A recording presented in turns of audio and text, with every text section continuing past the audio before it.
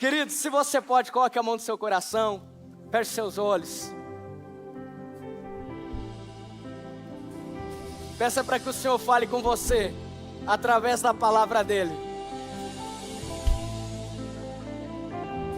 Senhor, nós cremos que o Senhor fala conosco através da sua palavra de uma maneira única, personificada e especial.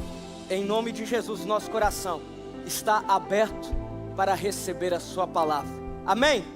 Queridos, o título da mensagem de hoje é Fazendo o Possível para Viver o Impossível. Vamos repetir juntos? 1, 2, 3 e... Vamos de novo? Fazendo.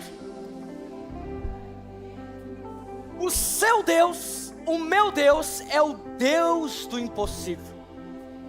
Não, você precisa crer como alguém que é empoderado por um Deus que é o Deus do impossível. O meu e o seu Deus é o Deus do impossível. O meu e o seu Deus é o Deus que faz aquilo que o homem não pode fazer. O meu e o seu Deus é aquele que dá direcionamento que homem nenhum pode dar. O meu e o seu Deus é aquele que pode abrir portas que homem não pode abrir. Ei, Deus é um Deus do impossível. Dá um glória a Deus, dá um aleluia. Preciso que você pregue comigo nessa noite.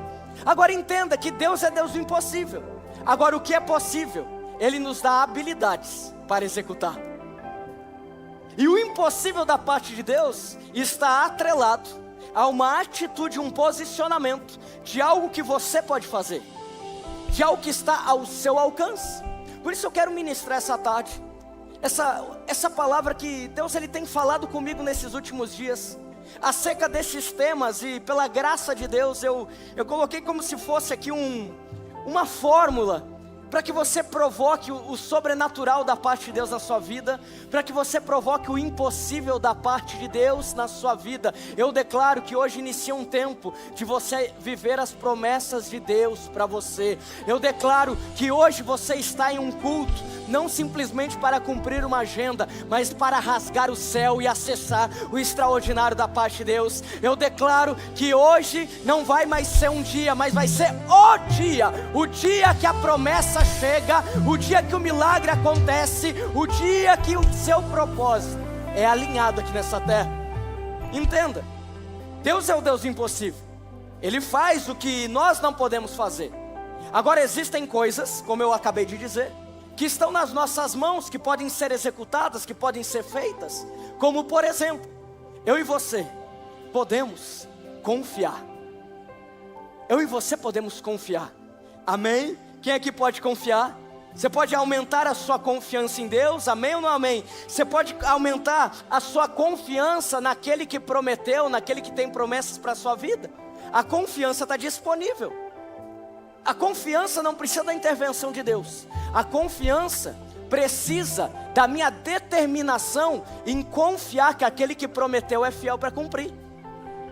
Eu trabalhei muitos anos em um banco, e eu tinha algumas funções, algumas responsabilidades.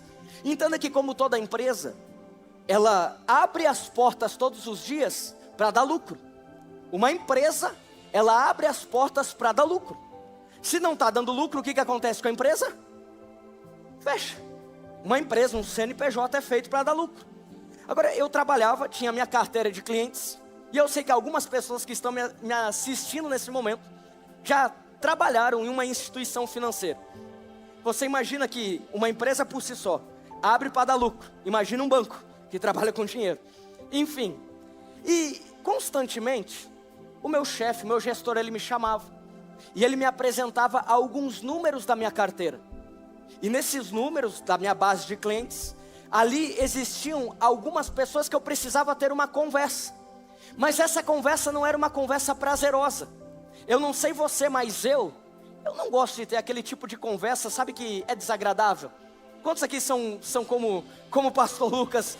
Você também não gosta de ter conversas desagradáveis? Gente, eu gosto de facilitar a vida das pessoas. Quem está comigo aqui? Eu gosto de facilitar a vida das pessoas. Eu gosto de ter conversas para impulsionar e não para atrapalhar. Mas esse tipo de conversa, diante de dados apresentados pelo meu gestor, era: conversas para informar as pessoas que o banco não queria mais ser parceiro. O banco não queria mais participar da operação daquele estabelecimento. Então você imagina, você chegar para alguém e informar assim: olha, é o seguinte, meu amigo, tá legal, né? O banco tem te ajudado até aqui, mas é o seguinte, nós não queremos mais ser parceiro seu, porque você para o banco é um problema. Você para o banco não está dando resultado. O banco para você está dando resultado, mas você para o banco não está dando resultado. Agora, eu confesso que algumas vezes eu fui até temeroso em tomar esse tipo de conversa, ter esse tipo de conversa. Porque imagine que a pessoa está sendo informada de algo que ela não gostaria de escutar. Então constantemente eu saía do escritório, do empresário, ele ligava para o meu gestor, falando assim: não, apareceu o Lucas aqui, falando que o banco não quer mais trabalhar comigo, mas que história é essa? Quem que é esse menino para dizer isso? Agora, eu comecei a entender algo, que quando eu chegava naquele estabelecimento, eu não estava pela minha vontade, mas eu estava pelo um comando de um gestor, de um chefe que estava numa linha superior que a minha no momento. E eu sabia que se eu saísse daquele lugar e o telefone dele tocasse, falando mal de mim, ele iria me defender. Por quê? Porque o direcionamento foi dado por ele. Então, a partir do momento que eu entendi que eu estava sendo respaldado pelo meu chefe, eu comecei a criar mais coragem para as conversas difíceis que eu precisava ter. Entenda que você andar confiando em Deus é você entender que a sua vida é feita de passos muitas vezes difíceis, mas é respaldado por aquele que prometeu. Pode parecer difícil, pode parecer complicado, mas Deus prometeu, Ele é fiel para cumprir. Por isso entenda que a sua confiança em Deus libera chaves extraordinárias da parte dEle na sua vida. A sua confiança em Deus faz você viver o impossível da parte dEle, porque você está dando passos de obediência, passos debaixo de uma confiança de um Deus Todo-Poderoso de quebra. Ele está fazendo a parte dEle. Faça a sua parte para que Deus faça dele. Faça a sua parte, que é natural, para que Deus faça a parte dele de uma forma sobrenatural. Entenda, a confiança faz você acreditar que Ele cumprirá o que prometeu. Tem alguém aqui com promessa da parte de Deus? Tem alguém aqui com palavra da parte de Deus? A sua confiança em Deus faz você acreditar que Ele vai cumprir a promessa. Faz você acreditar que entre ano sai ano, passa dia, vem dia, pode passar o tempo que for, se Ele prometeu, vai acontecer. Se Ele prometeu que a sua família estaria na igreja, vai acontecer. Se Ele prometeu que Ele iria levantar você para ser boca nesse tempo, vai acontecer. Porque pode entrar ano, sair ano, Ele prometeu, tenha confiança que Ele vai cumprir. A Bíblia fala que José teve um sonho, e nesse sonho, ele compartilha com os seus irmãos. Entenda que quando José compartilha com seus irmãos, com pessoas que não haviam entendido que o sonho era uma promessa da parte de Deus, ele é taxado como um sonhador. Ele é taxado como um maluco, um sonhador, alguém que, sabe, não é levado a sério. Talvez você entrou por aquela porta como José, sendo taxado como um sonhador, a partir do momento que você teve discernimento daquilo que Deus tem para a sua vida. Talvez você entrou por aquela porta sendo taxado como alguém que não está viajando, mas é porque Deus revelou algo grande na sua vida, algo maior do que você possa fazer, algo maior do que você possa ao menos imaginar nesse tempo. Pois é, mas Deus é Deus do impossível. O natural você faz, o impossível Ele imprime no seu coração para dizer aquilo que você vai viver a partir de hoje. José tem um sonho, algo impossível, é taxado como um sonhador. Agora ele é vendido como escravo. E aquilo que antes a vida dele era bem resolvida, era o filho predileto da família, era tratado com honrarias diferenciadas, comia do bom e do melhor, vestia do bom e do melhor. Agora José é vendido como escravo pelos irmãos. Agora o ambiente de adversidade na vida de José provoca algo sobrenatural. Você concorda comigo que a adversidade ela faz você olhar para aquilo que talvez você tenha esquecido ao longo da caminhada? Você concorda comigo que a adversidade, o dia ruim, faz você parar e pensar na essência que foi perdida ao longo das decisões? Você concorda comigo que a adversidade faz você olhar para um lugar, de dependência e confiança de um Deus todo-poderoso? Amém, igreja? Imagine que José sabia que Deus tinha um sonho para ele. José sabia o que Deus tinha para ele. Agora ele é escravo. A confiança de José aumenta. Por quê, pastor? Porque ele sabia que a única forma dele deixar de ser escravo era a promessa se cumprir. Ele sabia que a única forma dele deixar a prisão era ele confiar que aquele que havia impresso um sonho era o Senhor, que aquele que havia falado com ele há anos atrás era o Senhor. Talvez aquilo que você precisa nessa noite é entender que nesse ambiente de adversidade na sua vida, Deus está provocando uma mudança de confiança na sua caminhada com Ele. A adversidade, para quem confia em Deus, provoca uma mudança do nível de dependência em Deus. É chegado o tempo de você viver tudo que Deus tem para a sua vida. É chegado o tempo de você provocar o impossível da parte de Deus, amém? Entenda, o que nós podemos fazer? Confiar. Eu e você, nós podemos também escutar a voz de Deus. Nós podemos escutar a voz de Deus. Sabe, a Karen e a Betina, a linguagem de amor delas é tempo de qualidade. Agora você, esposa, tem a oportunidade de dar uma cutucada no seu esposo e falar assim: a minha também é. Agora, por que é importante você entender isso? Porque a Karen e a Betina, o tempo que eu fique com elas é o tempo que elas se sentem amadas.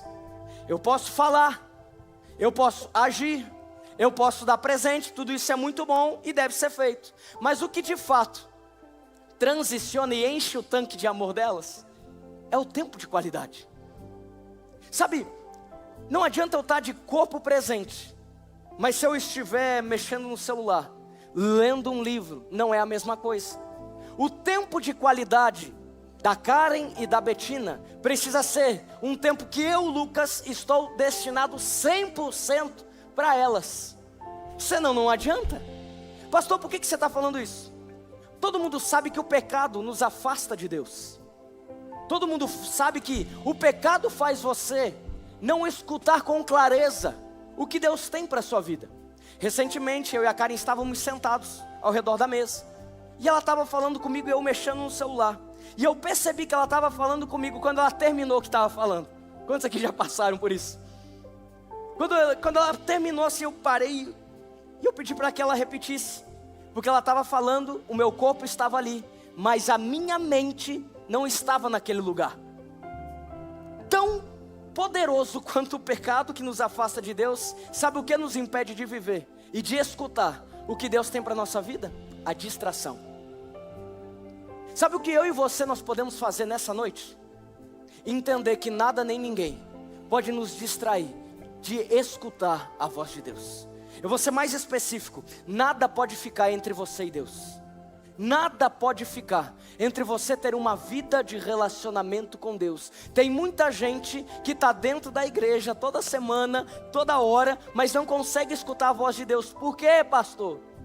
Porque está dentro de um ambiente com pessoas que vão para o céu, e a pessoa vai para o céu também, mas acaba que ela não consegue viver tudo que Deus tem disponível para ela, porque não para escutá-lo, porque se distrai. Escutar a voz de Deus está disponível para nós. Escutar a voz de Deus faz você acessar aquilo que Ele tem para a sua vida nesse tempo. Escutar a voz de Deus faz você contemplar o milagre da parte de Deus. Escutar a voz de Deus faz você provocar o impossível. Olha para essa pessoa que está do seu lado e fale para ela: escute a voz de Deus. Se os seus ouvidos não escutarem aquilo que Deus está falando, seu caminho nunca será o da vontade dEle. Olha que forte isso, eu vou repetir. Se os seus ouvidos não escutarem o que Deus está falando, o seu caminho nunca será o da vontade dEle. Deus é um Deus que mudou a história de Davi, um Deus que fez grandes coisas com Elias, um Deus que usou poderosamente Moisés, um Deus que usou, que mudou a história de Jacó, Um Deus que nós escutamos as histórias desses homens e vemos a grandiosidade desse Deus. Eu preciso que você entenda nessa noite, igreja, que o Deus que fazia no tempo desses homens é um Deus que ainda faz hoje. Um Deus que mudava histórias, Ele ainda muda hoje. Um Deus que operava milagres ontem, Ele ainda opera hoje. É o mesmo Deus. É o Deus do impossível. Escute Deus, para que você viva o favor dEle. Escute Deus, para que você viva aquilo que ouvido nenhum viu e ouvido nenhum escutou. Sabe o que mais você pode fazer também? Que é possível você fazer? É possível você confiar. É possível você escutar Deus. E é possível você ousar. Ser ousado é uma característica de homens e mulheres que entendem que o Evangelho é um Evangelho de poder. Ser ousado é uma característica de pessoas que acreditam que Jesus é capaz de transformar histórias. A Bíblia conta a história de alguns amigos que sabiam que Jesus era capaz de mudar a história do amigo paralítico. Imagina que eles descobrem que Jesus iria pregar na sinagoga, perto da onde eles estavam. Imagine que aqueles amigos, eles chegam para aquele paralítico e falam assim: olha, é hoje que a sua história vai ser mudada. Então eles colocam aquele homem na maca, carregam aquele homem até a porta da sinagoga. E quando eles chegam na sinagoga, a sinagoga estava lotada, estava cheia. Jesus está pregando, não tinha mais espaço, a porta está fechada. Agora entenda que pessoas naturais, pessoas com entendimento normal, sentariam no meio-fio e ficariam esperando Jesus sair. Agora pessoas que querem provocar o sobrenatural, pessoas que entendem que a chave para uma resposta está num posicionamento de ousadia, sabe o que fazem? Coisas que pessoas comuns não fazem. Eles então sobem na sinagoga, tiram o teto e colocam um amigo diante do Senhor. Uma resposta, um milagre, uma intervenção, uma transição de estação, talvez na sua vida esteja atrelada a um posicionamento de ousadia. Quer viver o inimaginável? Quer viver o sobrenatural? Quer viver o impossível que hoje está diante dos seus olhos? Tenha um posicionamento ousado. Tenha um posicionamento de alguém que crê que aquele que prometeu é fiel para cumprir, de alguém que crê que só Jesus tem as palavras de vida eterna, de alguém que crê que uma atitude sua pode provocar um milagre no céu.